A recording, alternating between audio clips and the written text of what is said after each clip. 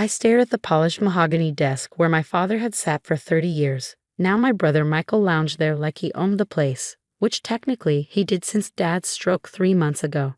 You can't be serious, I said, my voice steady despite the anger bubbling inside me.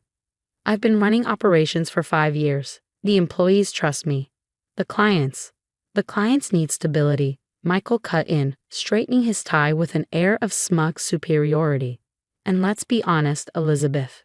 A woman running a construction company, it's not a good look. We're losing contracts. My name is Elizabeth Chen, and at 35, I was being pushed out of the company my grandfather built from nothing. Chen Construction had been my life since I could walk.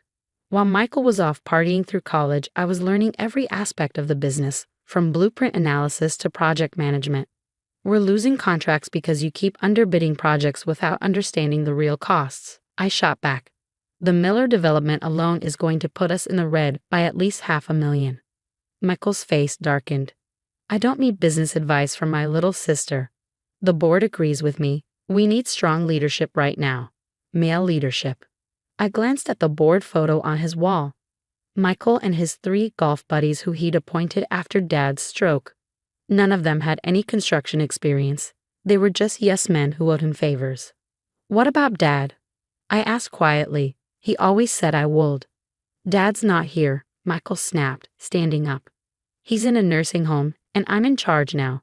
You have until the end of the week to clear out your office. And Elizabeth? His lips curled into a cold smile. Don't bother asking for severance. The board has decided your recent performance issues justify immediate termination. I felt my nails dig into my palms, but kept my expression neutral. Is that all? That's all. He was already looking at his phone, dismissing me. Close the door on your way out. I walked out of his office with my head held high, ignoring the pitying looks from the staff. Many of them had watched me grow up, had seen me learn the business from the ground up. They knew what was really happening here. My assistant, Jenny, was waiting at my desk, her eyes red. Ms. Chen, I heard. I'm so sorry. Don't be, I said, starting to pack my personal items. This isn't over. But what will you do? I picked up the photo of my grandfather standing proudly in front of his first job site. Next to it was a picture of my father and me reviewing blueprints when I was 12. Both of them had believed in me, had seen past gender to recognize true passion for the work. I'm going to build something better, I told her. And when I'm done, they're going to wish they hadn't underestimated me. That evening, I sat in my apartment reviewing my finances. Unlike Michael, who'd always relied on the family money, I'd been saving and investing since my first summer job. Between my savings and some smart tech investments, I had a decent nest egg. Not enough to compete with Chen Construction directly, but enough to start something new. My phone buzzed. My best friend Kate, who ran a successful architectural firm. Tell me you're not sitting at home brooding, she said when I answered. I'm not brooding. I'm planning. Good. Get dressed. We're getting drinks, and you're going to tell me everything. An hour later, we were tucked into a corner booth at our favorite bar, martinis in hand. Kate listened intently as I recounted the confrontation with Michael. That misogynistic little weasel, she muttered when I finished. Please tell me you're going to destroy him. Eventually, I said, stirring my drink. But first, I need to build something of my own. Starting from scratch isn't going to be easy. Kate's eyes lit up. Maybe you don't have to start completely from scratch. Remember that sustainable building project we discussed last year? The one Chen Construction passed on because Michael said it was too risky. I nodded. The project had been innovative, using new eco-friendly materials and solar integration to create energy-efficient commercial buildings. I fought hard for it, seeing the potential, but Michael had shut it down.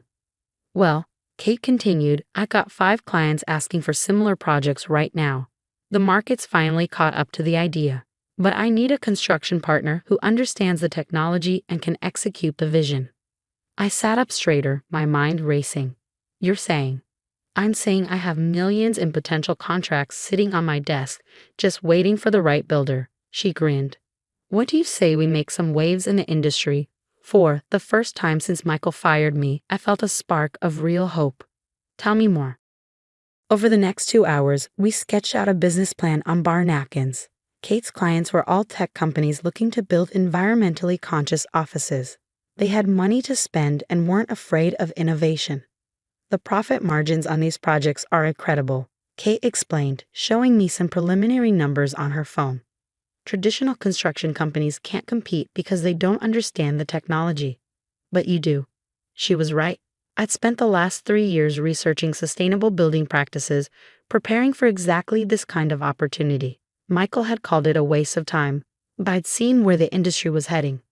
I'll need to hire key people, I said, making notes. Project managers who understand green building. Engineers who can work with the new materials.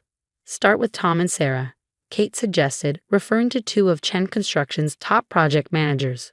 Word is they're not happy with Michael's leadership. I raised an eyebrow. How do you know that? Please. The construction community in this city is tiny. Everyone's talking about how Michael's running Chen into the ground. Your dad built that company on relationships and trust. Michael's destroying both. The mention of my father sent a pang through my chest. I visited him yesterday at the nursing home, but his stroke had left him unable to speak. I knew he'd hate what Michael was doing to his legacy. I'll need office space, I continued, pushing the painful thoughts aside. And equipment. Use my office for now, Kate offered. I've got empty space on the 3rd floor. As for equipment, start with what you need for the first project. Lease it if you have to. I did some quick calculations in my head.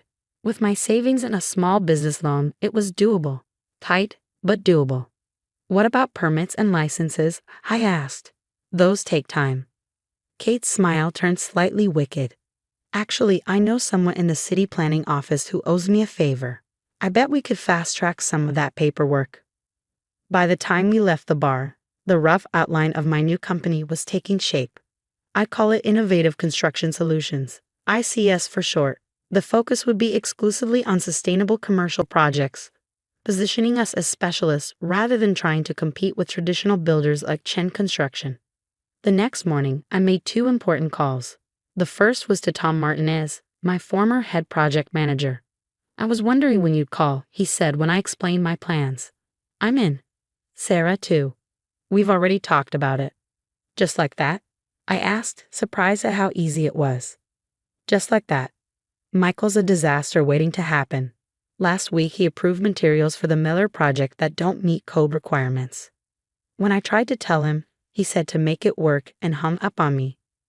My second call was to David Wong, my father's oldest friend and our family's attorney. I needed to know where I stood legally. Your non-compete agreement was with Chen Construction as a salaried employee, he said after reviewing the documents.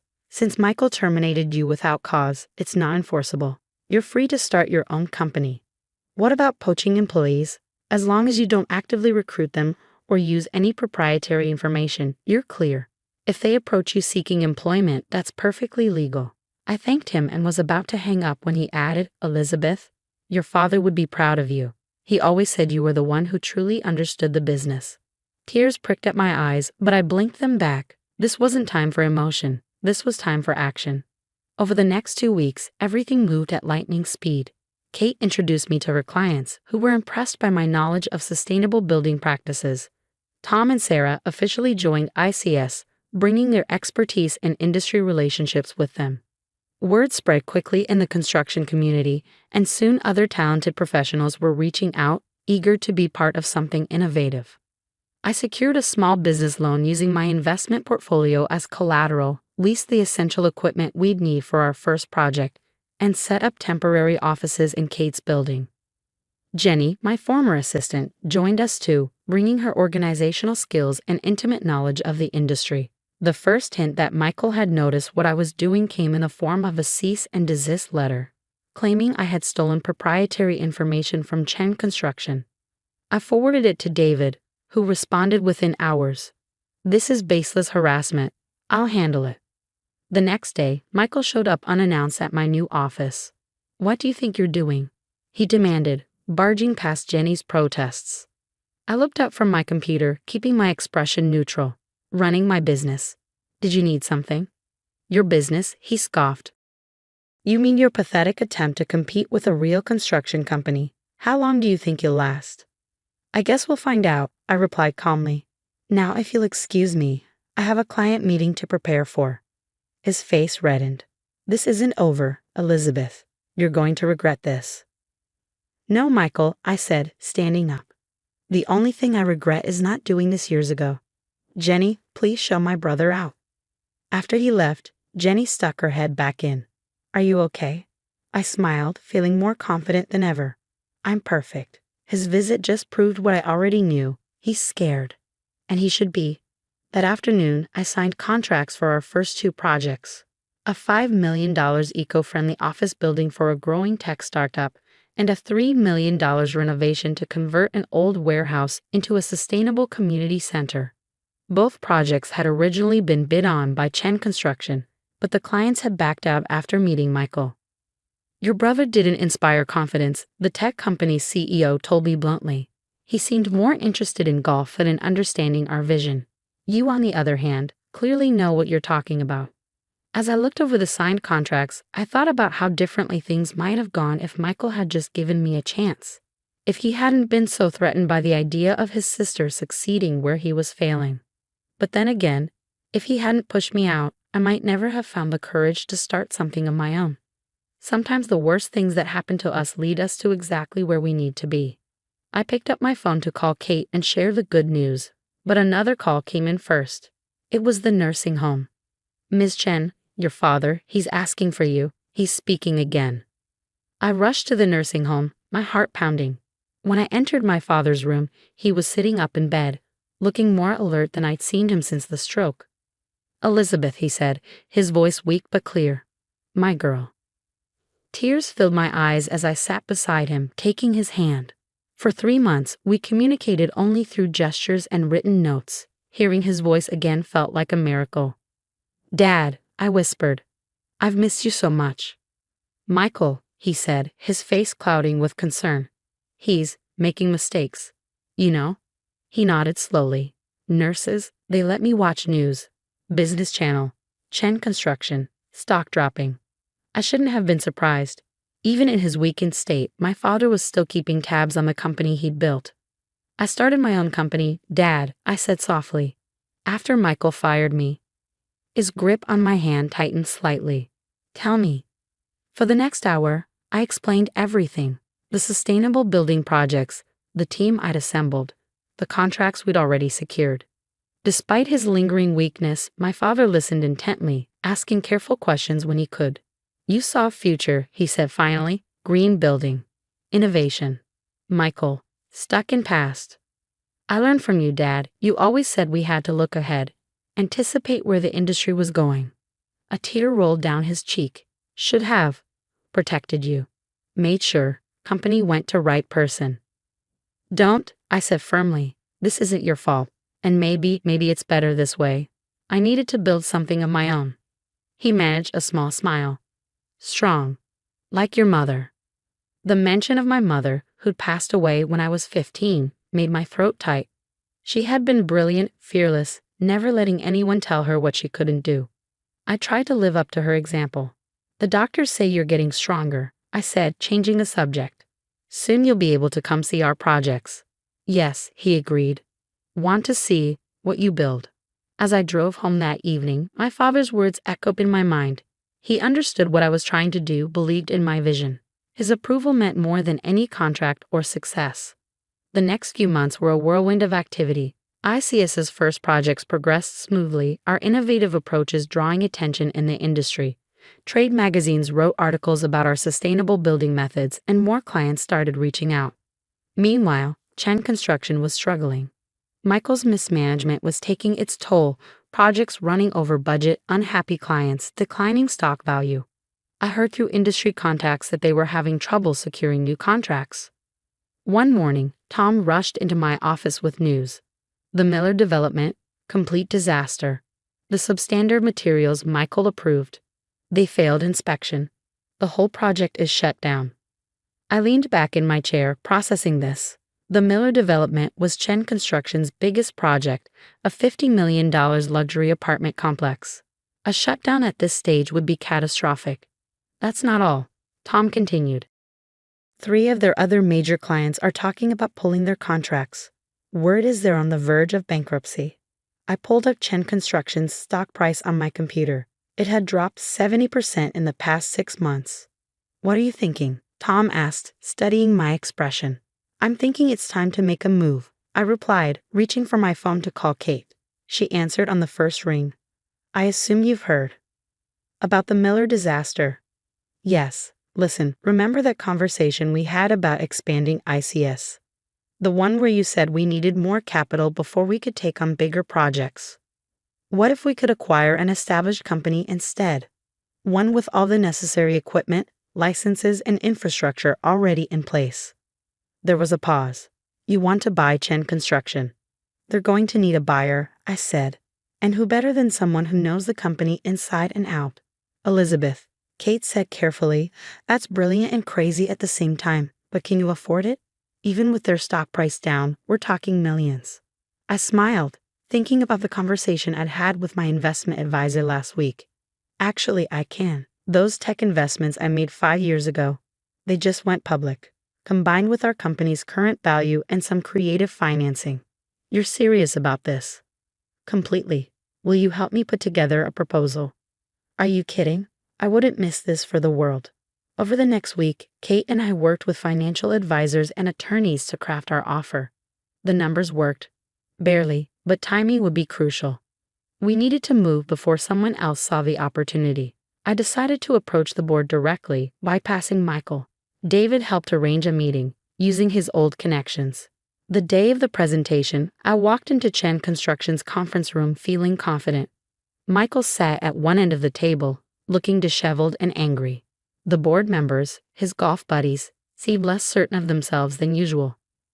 Gentlemen, I began, setting my proposal in front of each of them. I'm here to offer you a solution to your current situation.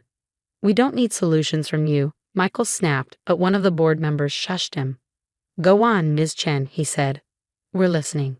I outlined my proposal, a $2 million buyout, assumption of all debt, and a plan to merge Chen Construction's traditional business with ICS's innovative approaches. As I spoke, I could see the board members' expressions changing, moving from skepticism to interest. When I finished, there was a long silence. Then Michael started laughing. This is a joke, he said. $2 million. Where would you even get that kind of money?